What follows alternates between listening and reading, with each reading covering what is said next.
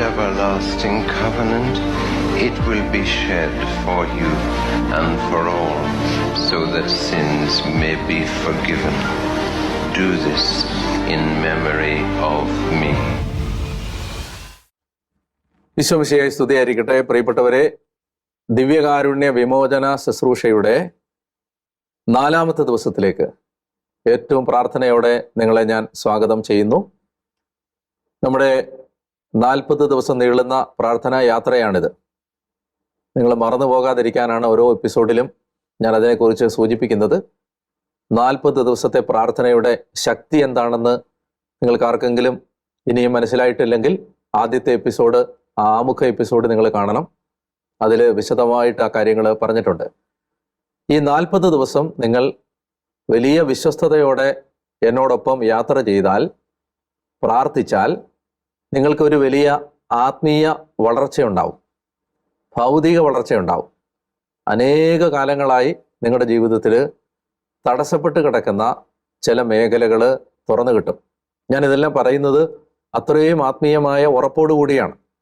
കഴിഞ്ഞ 10-20 വർഷം ഈ വചനവുമായി ബന്ധപ്പെട്ട് നടത്തിയ അന്വേഷണങ്ങളും ജീവിതത്തിലുണ്ടായ അനുഭവങ്ങളും കടന്നുപോയ പലതരത്തിലുള്ള ആത്മീയമായ പ്രതിസന്ധികളും എല്ലാം അതിൻ്റെ ഒടുവിൽ എനിക്ക് കിട്ടുന്ന ബോധ്യങ്ങളിലാണ് ഞാനിതെല്ലാം സംസാരിക്കുന്നത്. അതുകൊണ്ട് നമ്മുടെ ജീവിതത്തിലെ ഏത് തകർച്ചയും ദൈവത്തിന് ഏറ്റെടുക്കാൻ പറ്റും. നമ്മുടെ ജീവിതത്തിലെ ഏത് പാപത്തെയും പരിഹരിക്കാൻ കർത്താവിന് പറ്റും. നമ്മുടെ ജീവിതത്തിലെ ഏത് വൈകല്യവും എടുത്തു മാറ്റാൻ കർത്താവിന് കഴിയും. നമ്മൾ അങ്ങനെ പറഞ്ഞിട്ട് നടന്നിട്ട് കാര്യമില്ല. നമ്മൾ അതിനു വേണ്ടി ആത്മീയ സാധനകളിലൂടെ കടന്നു പോകണം. ബൈബിളിലെ എല്ലാ ദൈവ മനുഷ്യരും ഇതുപോലെയുള്ള പ്രാർത്ഥനകൾ ഏറ്റെടുത്തവരാണ്. മാറിയിരുന്ന് പ്രാർത്ഥിച്ചവരാണ്, ഉപവസിച്ചവരാണ്.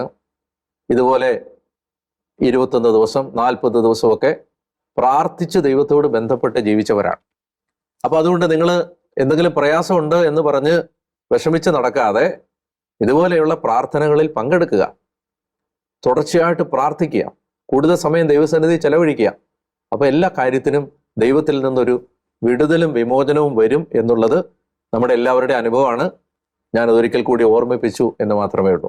4-ാമത്തെ ദിവസം നമ്മൾ ചിന്തിച്ച കാര്യങ്ങളിൽ ഉൽപ്പത്തി പുസ്തകത്തിലെ ഏദൻ തോട്ടത്തിൻ്റെ അനുഭവത്തെക്കുറിച്ച് കണ്ടു. ആ അനുഭവത്തിലേക്ക് വീണ്ടും നമ്മൾ കടക്കുന്ന ഒരു പ്രധാനപ്പെട്ട മാർഗമാണ് വിശുദ്ധ കുർബാന എന്നും നമ്മൾ മനസ്സിലാക്കിയിരുന്നു. വിശുദ്ധ കുർബാനയെ വിളിക്കുന്നത് യൂക്കരിസ്റ്റ് എന്നാണ് അതിൻ്റെ ഗ്രീക്ക് വാക്ക്. വിശുദ്ധ കുർബാനയെന്ന് നമ്മൾ പറയുന്നു. എന്നാൽ കുർബാന സ്വീകരിക്കുന്നതിനെ, ദിവ്യകാരുണ്യ സ്വീകരണത്തിന് ഇംഗ്ലീഷിൽ പറയുന്ന വാക്ക് കമ്മ്യൂണിയൻ എന്നാണ്. കമ്മ്യൂണിയൻ, വി റിസീവ് കമ്മ്യൂണിയൻ എന്നല്ലേ പറയുന്നത്. കമ്മ്യൂണിയൻ എന്ന് പറഞ്ഞാൽ എന്താണ് അർത്ഥം? കമ്മ്യൂണിയൻ എന്ന് പറഞ്ഞാൽ കൂട്ടായ്മ എന്നാണ്. ഓരോ വിശുദ്ധ കുർബാനയും നമുക്ക് തരുന്നത് ഈ കമ്മ്യൂണിയനാണ്. നമ്മൾ ദൈവത്തോടുള്ള ആഴമായ ഒരു ബന്ധത്തിലേക്ക് കടക്കുകയാണ്. അതുകൊണ്ട് ആ ദൈവം തരുന്ന വലിയ കൃപയിലേക്ക് കടക്കാൻ പരിശുദ്ധ കുർബാനയെക്കുറിച്ചുള്ള ഈ ചിന്തകൾ നിങ്ങളെ സഹായിക്കട്ടെ എന്ന് ഞാൻ പ്രാർത്ഥിക്കുന്നു. ഇന്ന് നമ്മൾ കാണുന്നത് ഉൽപ്പത്തി പുസ്തകത്തിന്റെ 4-ാമത്തെ അധ്യായത്തിൽ കായേനും ആബേലും സമർപ്പിക്കുന്ന ബലിയെക്കുറിച്ചാണ്. ഞാൻ ആ ഭാഗം വായിക്കാം. ഉൽപ്പത്തി പുസ്തകം 4-ാം അധ്യായം 1 മുതലുള്ള വാക്യങ്ങൾ. ആദം തൻ്റെ ഭാര്യയായ ഹവ്വായോട് ചേർന്നു. അവൾ ഗർഭം ധരിച്ച് കായേനെ പ്രസവിച്ചു.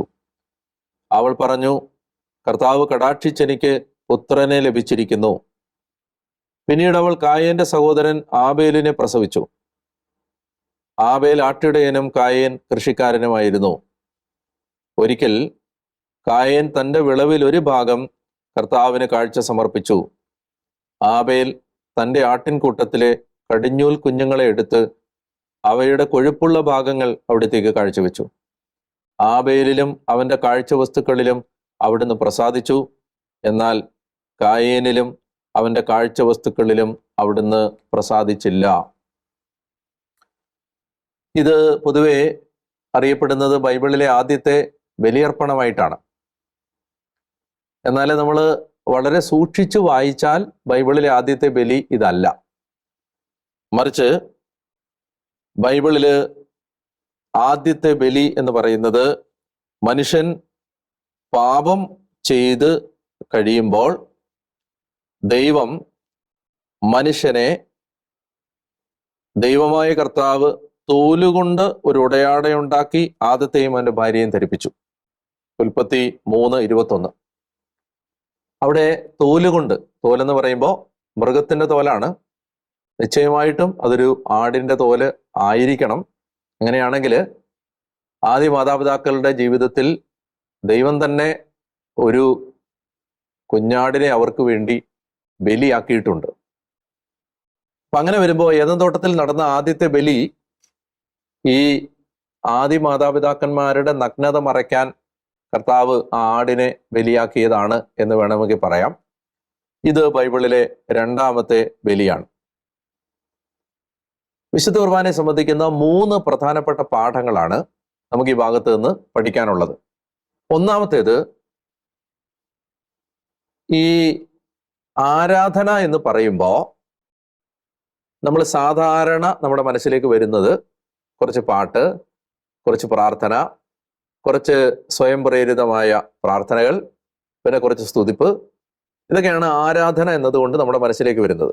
എനിക്ക് നിങ്ങളുടെ മനസ്സിൽ ആഴത്തിൽ പതിയണമെന്ന് ഞാൻ ആഗ്രഹിക്കുന്ന ഒരു കാര്യമാണ് ഞാൻ പറയാൻ പോകുന്നത്. ബൈബിളിൽ ആരാധന എന്ന് പറഞ്ഞാൽ അത് അടിസ്ഥാനപരമായി ബലിയർപ്പിച്ച് ദൈവത്തെ ആരാധിക്കുന്നതാണ്. Biblical worship most of the times ഈ സാക്രിഫീഷ്യൽ വർഷിപ്പ്, സാക്രിഫീഷ്യലാണ്. അതായത് ഒരു മനുഷ്യൻ ദൈവത്തെ ആരാധിക്കുന്നു എന്ന് ബൈബിളിൽ പറഞ്ഞിട്ടുള്ള കാര്യങ്ങളിൽ മിക്കവാറും എല്ലാ ഇടങ്ങളിലും അത് ബലി സംബന്ധമായ ആരാധനയാണ്. അല്ലാതെ വെറുതെ ഇങ്ങനെ ഒരു പ്രാർത്ഥന നടത്തുക മാത്രമല്ല, അവിടെ ഒരു ബലി നടക്കുന്നുണ്ട്. മാത്രമല്ല, നമ്മൾ കാണുന്നുണ്ട് ദൈവത്തെ എങ്ങനെ ആരാധിക്കണമെന്ന് ദൈവം ലേവ്യ പുസ്തകത്തിൽ ദൈവജനത്തെ പഠിപ്പിക്കുമ്പോൾ ബലിയർപ്പിച്ച് ആരാധിക്കാനാണ് പറയുന്നത്. അപ്പൊ അതുകൊണ്ട് തന്നെ ക്രിസ്ത്യൻ വർഷിപ്പ് ഈ സാക്രിഫീഷ്യൽ വർഷിപ്പ്, പ്രത്യേകിച്ച് ഈ ന്യൂ ജനറേഷൻ സഭകളൊക്കെ വന്നതിന് ശേഷം ആളുകൾക്കിടയിൽ ഉണ്ടായിട്ടുള്ള ഒരു തെറ്റിദ്ധാരണയാണ് ഈ ബലി അർപ്പിക്കുന്നത് എന്തോ വിഗ്രഹാരാധനയാണ്, അല്ലെങ്കിൽ ബലി അർപ്പിക്കുന്നത് വിശുദ്ധ കുർബാന പോലും വിഗ്രഹാരാധനയാണ് എന്ന രീതിയിൽ വ്യാഖ്യാനിക്കുന്ന സമൂഹങ്ങളെ കണ്ടിട്ടുണ്ട്. അത് ബൈബിളിനെ കുറിച്ചുള്ള അജ്ഞത കൊണ്ടാണ്. എന്തുകൊണ്ടാണ്? ബൈബിളിൽ ആരാധിക്കുക എന്ന് പറഞ്ഞാൽ അത് ബലിയർപ്പിച്ചുള്ള ആരാധനയാണ്. അപ്പൊ അതാണ് ഇവിടെ നമ്മൾ ഒന്നാമതായിട്ട് കാണുന്നത്. കായേനും ആബേലും ദൈവത്തെ ആരാധിക്കാനായി പോകുമ്പോൾ അവര് പ്രാർത്ഥിക്കുകയല്ല, അവര് കുറച്ചു നേരം ശാന്തമായിട്ടിരുന്ന് പ്രാർത്ഥിക്കുകയല്ല ചെയ്യുന്നത്, അവര് ബലിയർപ്പിക്കുകയാണ്. അതുകൊണ്ടാണ് വിശുദ്ധ അമ്മ ത്രേസ്യ ഒരിക്കല് ഹൃദയം മുഴുവൻ ദൈവസ്നേഹം കൊണ്ട് നിറഞ്ഞപ്പോ ഈശോയോട് ചോദിച്ച ഒരു ചോദ്യം, കർത്താവേ, ഞാൻ എങ്ങനെയാണ് നിന്നെ സ്നേഹിക്കേണ്ടത്? അപ്പൊ ഈശോ പറഞ്ഞു, പോയി ബലിയിൽ സംബന്ധിക്കുക, കുർബാനയിൽ സംബന്ധിക്കുക. അപ്പൊ അത് മനസ്സിലേക്ക് ഒന്നാമതായിട്ട് വെക്കുക. Biblical worship is always sacrificial worship in the first sense. ഇനി നമ്മൾ ഈ ഒന്നാമത്തെ ഈ സത്യത്തിൽ ആദം ഹവ്വ അവരുടെ എപ്പിസോഡ് കഴിഞ്ഞ് കായേനും ആബേലും ബലിയർപ്പിക്കുമ്പോൾ നമ്മൾ ശ്രദ്ധിച്ച് വായിക്കാത്തത് കൊണ്ട് കാണാതെ പോകുന്ന ചില കാര്യങ്ങൾ ഞാനത് ചൂണ്ടിക്കാണിക്കാം. ഒന്നാമത്തേത്, ഈ കുടുംബത്തിന് ദൈവത്തെ ആരാധിക്കണമെങ്കിൽ അത് ബലിയർപ്പിച്ചാണ് ആരാധിക്കേണ്ടതെന്ന് അറിയാമായിരുന്നു. അതുകൊണ്ടാണ് അവര് ദൈവത്തിന് ബലിയർപ്പിക്കാൻ വേണ്ടി ഒരിക്കൽ കായേൻ തന്റെ വിളവിൽ ഒരു ഭാഗം കർത്താവിന് ബലി കാഴ്ച സമർപ്പിച്ചു. അപ്പൊ ദൈവത്തെ ആരാധിക്കേണ്ടത് എങ്ങനെയാണെന്ന് ഈ മാതാപിതാക്കന്മാർ ഈ മക്കൾക്ക് പറഞ്ഞു കൊടുത്തിരുന്നു. അതാണ് ഒന്നാമത്തെ കാര്യം. രണ്ടാമത്തെ കാര്യം, അവർക്ക് ആരാധന സമർപ്പിക്കാൻ ഒരു സ്ഥലമുണ്ടായിരുന്നു. അത് നമ്മളിവിടെ കാണുന്നില്ല, എഴുതിയിട്ടില്ല, പക്ഷെ ഉണ്ട്. അതുകൊണ്ടാണ് പ്രത്യേകിച്ച് ഒരു ആശങ്കയുമില്ലാതെ എന്ത് ചെയ്യണമെന്ന് അവർക്ക് കൃത്യതയുണ്ട്. അവർക്ക് അതിനെക്കുറിച്ച് അൺസർട്ടനിറ്റീസ് ഒന്നുമില്ല. അവർക്ക് ആരാധിക്കാൻ they had A place of worship. മൂന്നാമത്തേത്, അവർക്ക് ആരാധിക്കാൻ ഒരു സമയമുണ്ടായിരുന്നു. എപ്പോഴാണ് ദൈവത്തിന് ആരാധന സമർപ്പിക്കേണ്ടത്? അത് വിളവിന്റെ ഒരു ഭാഗം, ആട്ടിൻകൂട്ടത്തിൽ നിന്ന് കടിഞ്ഞൂലുകളെ എന്നൊക്കെയെന്ന് പറഞ്ഞാൽ, അതായത് എപ്പോഴൊക്കെയാണ് ജീവിതത്തിൽ നന്മ വരുമ്പോൾ, ജീവിതത്തിൽ അനുഗ്രഹം വരുമ്പോൾ, ജീവിതത്തിൽ പ്രയാസം വരുമ്പോൾ ഒക്കെ ബലിയർപ്പിക്കേണ്ടത് എപ്പോഴാണെന്ന് അവർക്കറിയാമായിരുന്നു. ഒന്ന്, they knew how to worship? Through sacrifice. 2, they had a place of worship. 3, they had a time of worship. ഇനി രണ്ടാമതായിട്ട് നമ്മൾ ഈ ഭാഗത്ത് നിന്ന് കാണേണ്ടത്, നമ്മൾ ദൈവത്തെ ആരാധിക്കേണ്ടത് നമുക്കിഷ്ടപ്പെട്ട വിധത്തിലല്ല, മറിച്ച് ദൈവം കൽപ്പിച്ച വിധത്തിലാണ്. അത് ഇന്ന് ആളുകൾക്ക്, ഒരുപാട് പേർക്ക് തെറ്റിദ്ധാരണ വരുന്ന ഒരു മേഖല അതാണ്. അതായത് ദൈവത്തെ ആരാധിക്കേണ്ടത് നമുക്ക് ഇഷ്ടപ്പെട്ട വിധത്തിലല്ല. അപ്പോൾ പ്രാർത്ഥനയും ആരാധനയും ഒന്നല്ല, അത് രണ്ടാണ്. പ്രാർത്ഥിക്കുന്നത് നമ്മൾ നമ്മുടെ കാര്യങ്ങളൊക്കെ ദൈവത്തോട് പറയാനും, നമുക്ക് നമ്മുടെ ആവശ്യങ്ങളൊക്കെ പറയാനും, ദൈവത്തോടുള്ള ബന്ധത്തിലിരിക്കാൻ, അതൊക്കെയാണ് പ്രാർത്ഥന. പക്ഷെ ആരാധന എന്ന് പറഞ്ഞാൽ നമ്മൾ ദൈവത്തിന് കൊടുക്കാൻ കടപ്പെട്ടിരിക്കുന്ന പ്രധാനപ്പെട്ട നമ്മുടെ ഉത്തരവാദിത്വമാണ് ആരാധന. ആരാധന, പ്രാർത്ഥിക്കുന്നത് നമുക്ക് ഇഷ്ടമുള്ള എങ്ങനെ വേണേലും പ്രാർത്ഥിക്കാം, ഒരാൾക്ക് ഇഷ്ടമുള്ളതുപോലെ പ്രാർത്ഥിക്കാം. എന്നാൽ ആരാധിക്കുന്നതിന് ആരാധനാ വിധികളുണ്ട്.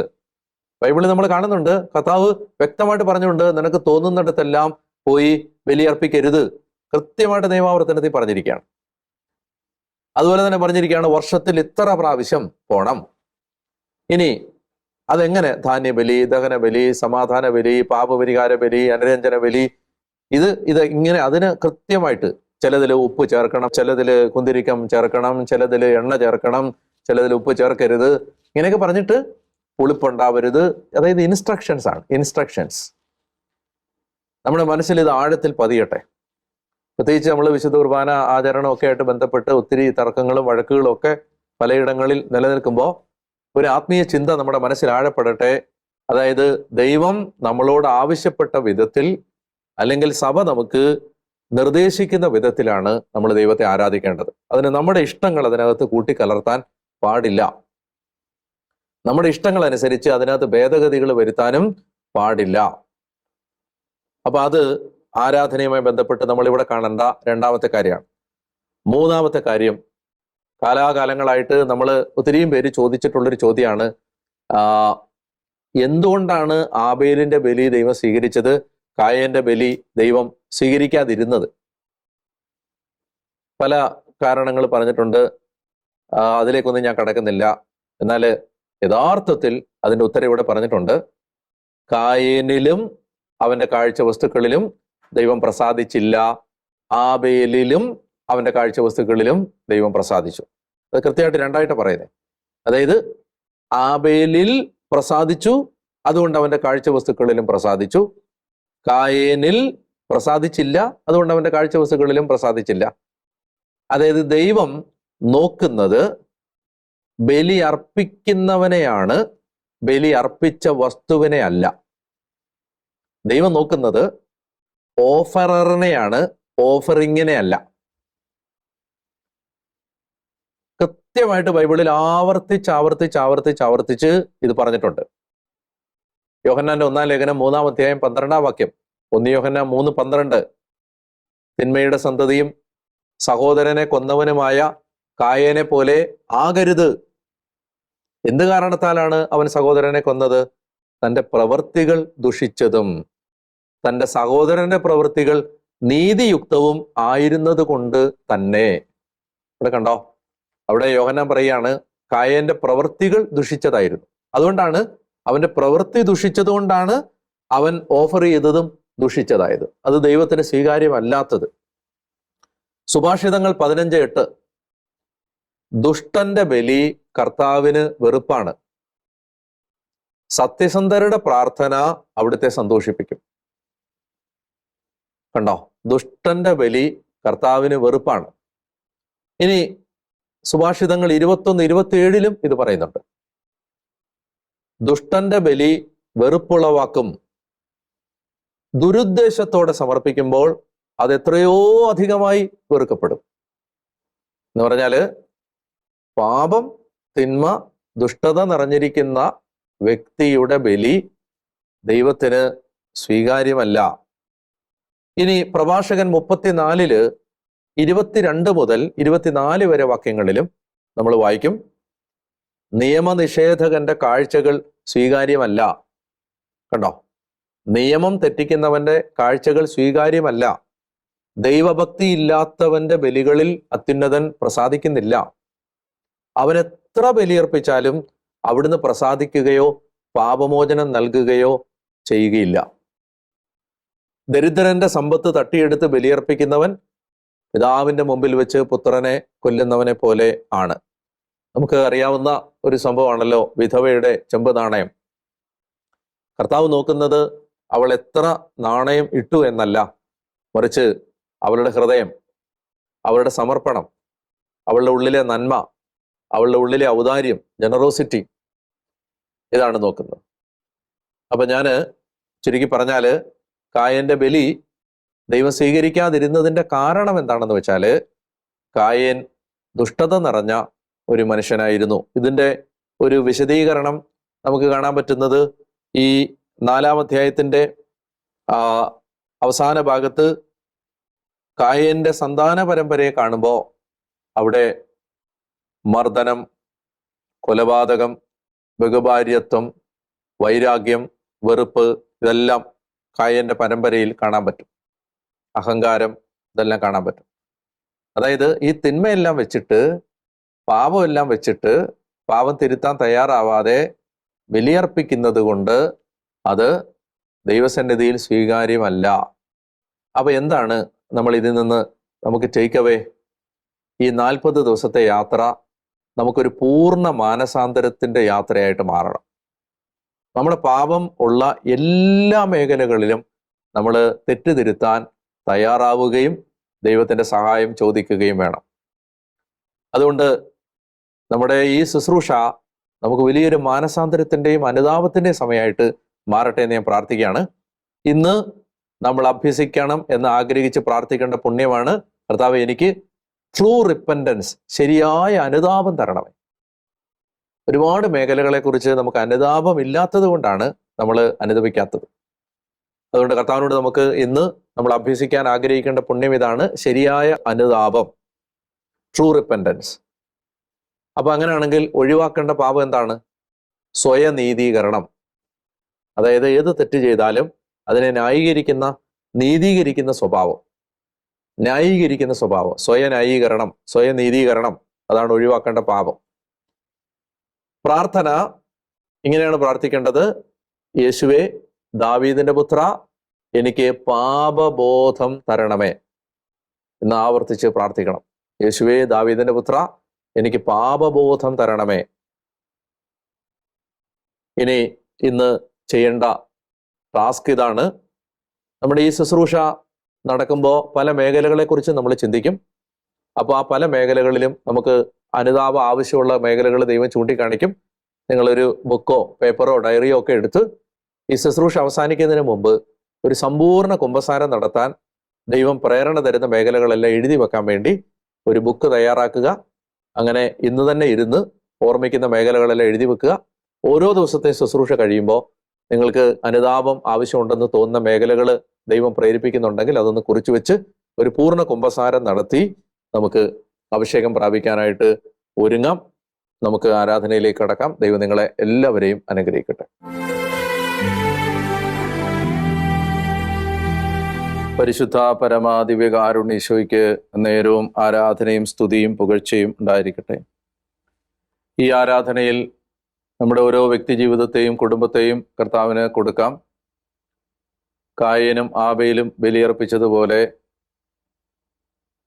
നമ്മുടെ ജീവിതത്തിൽ നമ്മൾ ബലിയർപ്പിക്കുമ്പോൾ പാപത്തോടുകൂടെയാണോ, ദുഷ്ടതയും പാപവും തിന്മയും നിറഞ്ഞ ഒരു ജീവിതം നമ്മൾ നയിക്കുമ്പോഴും ബലിയർപ്പിച്ചാൽ ദൈവം പ്രസാദിക്കും എന്ന ചിന്തയോടുകൂടിയാണോ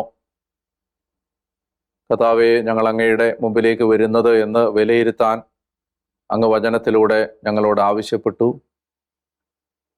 അയോഗ്യതയോടെ കുർബാനയിൽ പങ്കെടുത്തിട്ടുള്ള എല്ലാ സാഹചര്യങ്ങളും ഞങ്ങൾ ഓർത്ത് മാപ്പ് ചോദിക്കുന്നു. കർത്താവേ, പാപത്തെ ഗൗരവമായി എടുക്കാതെ ഞങ്ങൾ അങ്ങയുടെ മുമ്പിലേക്ക് വന്ന, പാപത്തോടുകൂടി അവിടുത്തെ സന്നിധിയിൽ വന്ന എല്ലാ സാഹചര്യങ്ങളെയും ഞങ്ങൾ ഓർക്കുന്നു. ഞങ്ങളുടെ കുടുംബങ്ങളിൽ മാതാപിതാക്കളോ പൂർവികരോ ഞങ്ങളോ കർത്താവെ ദിവ്യകാരുണ്യത്തെ വിലയില്ലാതെ കണ്ടിട്ടുള്ള എല്ലാ സാഹചര്യങ്ങൾക്കും മാപ്പ് ചോദിക്കുകയും ചെയ്യുന്നു.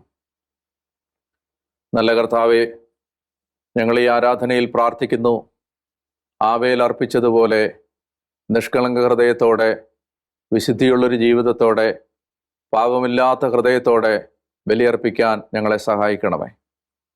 ദൈവമേ, ഈ ശുശ്രൂഷയിൽ പങ്കെടുത്തുകൊണ്ടിരിക്കുന്ന കുടുംബങ്ങളിൽ ശരിയായ അനുതാപം കടന്നു വരാൻ കർത്താവെ ഇപ്പോൾ അങ്ങയുടെ കരം നീട്ടണമേ എന്ന് പ്രാർത്ഥിക്കുന്നു. കർത്താവെ, ഈ ശുശ്രൂഷയിലൂടെ മാനസാന്തരങ്ങൾ സംഭവിക്കണമേ. പാപജീവിതം ഉപേക്ഷിക്കാൻ കൃപ കൊടുക്കണമേ. മദ്യപാനം ഉപേക്ഷിക്കാൻ കൃപ കൊടുക്കണമേ. കർത്താവെ, ദുശീലങ്ങൾ ഉപേക്ഷിക്കാൻ കൃപ കൊടുക്കണമേ. കർത്താവെ, നീതിയുടെ ജീവിതം നയിക്കാൻ, അക്രമം അവസാനിപ്പിക്കാൻ, ശത്രുത അവസാനിപ്പിക്കാൻ കൃപ തരണമേ എന്ന് പ്രാർത്ഥിക്കുന്നു. ആശീർവാദം സ്വീകരിക്കുമ്പോൾ നമുക്ക് വലിയ അനുതാപമുള്ളൊരു ഹൃദയം തുറക്കപ്പെടുന്നതിന് വേണ്ടി ആഗ്രഹിക്കാം.